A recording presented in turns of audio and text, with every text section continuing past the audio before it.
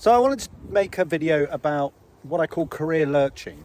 It's that, knee-jerk response you make to a bit of a career setback or a problem. I'm gone. You make a sudden leap into the unknown. So I'm going to open a shop on Etsy. And as I was thinking about this, I immediately remembered a story a friend had told me. She was working for a big firm. She went to a social event where she was to join a whole crew of people at a conference, and they told her she wasn't allowed. It was a boat trip. She wasn't allowed on the boat because she was the wrong grade. She's actually written me a text saying she went off in a huff. She drank half a bottle of wine and she spent the whole evening on Guardian jobs. And actually she took the first job that came her way.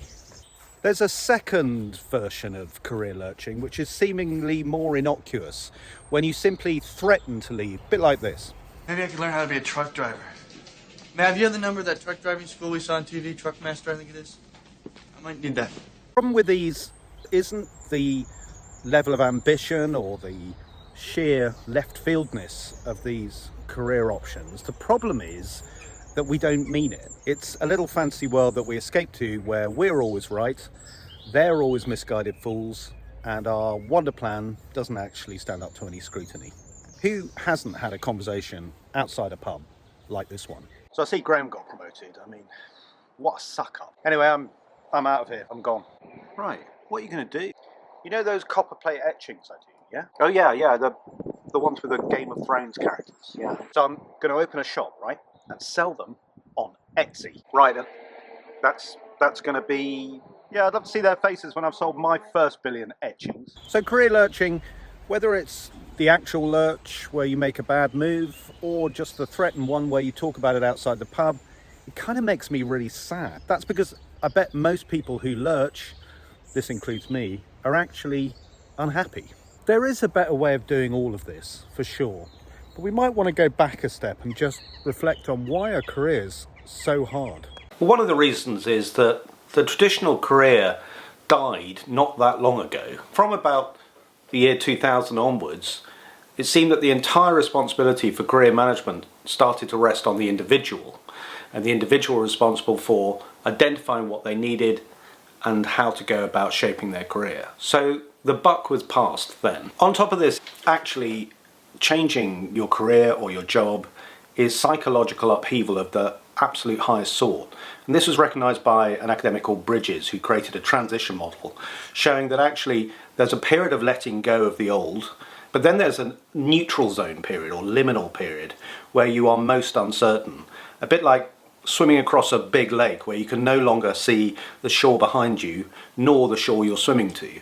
At that point you feel panic. And then there's the new beginning where we need to create new rules and perhaps even new versions of ourselves to be successful in this new environment. And that's why so much of the research about careers has been driven towards the extent to which we have a sense of our own agency and self-efficacy as a driver of potential success in careers. So what to do about this huge responsibility that often leads us to making these unwise career lurches? First of all, stop. When you are thinking about your career, keep your fingers away from the apply button. Most employers hunt for job hunters in the exact opposite way from how most job hunters search for them.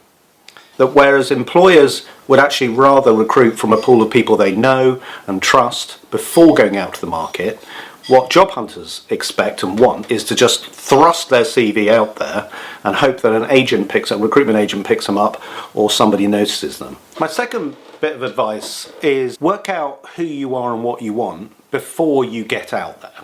Now, what this great book does, and many others, is it tries to identify what makes us tick. It's a bit of a self-inventory process. Here they call it the flower process. You work out what makes you tick from the personal motivation. Edgar Schein had a process of identifying career anchors, such as a tendency to value technical management or people management or entrepreneurialism or creativity. And what Schein did was he identified these different facets and asked you to score yourself against each of them in terms of their importance. So again, it's about getting to know yourself before you put yourself on the market. My third bit of advice is get out there, but don't go out and apply for jobs. Go out and have cups of coffee with people. And we sometimes call this a discovery process. This is where you're talking to people simply with the aim of understanding more about the area where they work and whether you would fit. You'll find that people are much more amenable to these than you probably think. Fourthly, only when you've completed the first 3 steps should you even think about applying for things properly. And again, if you remember that little inverted triangle, you'll remember that actually it's not just about CVs again and job applications from the Indeed job site. It's about reaching out to people. Those personal contacts are worth 10 times any quick apply button that you see on a website.